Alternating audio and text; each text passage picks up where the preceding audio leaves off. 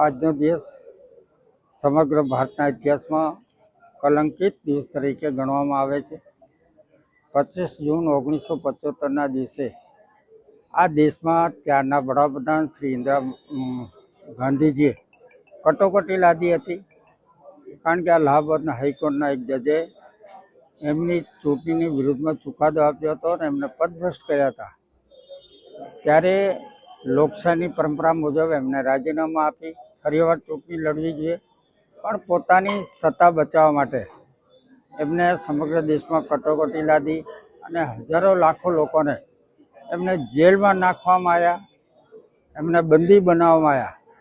તો એ કટોકટીને ઉઠાડવા માટે હજારો લોકોએ, હજારો આગેવાન કાર્યકર્તાઓ આ કટોકટીની વિરુદ્ધમાં પડ્યા હતા અને એમને છુપા વિશે પણ આ લોકશાહીને બચાવવા માટે અનેક કામો કર્યા હતા। એની પ્રદર્શની આજે અમે અહીંયા લક્ષ્મણ હોલ ખાતે રાખવામાં આવી છે।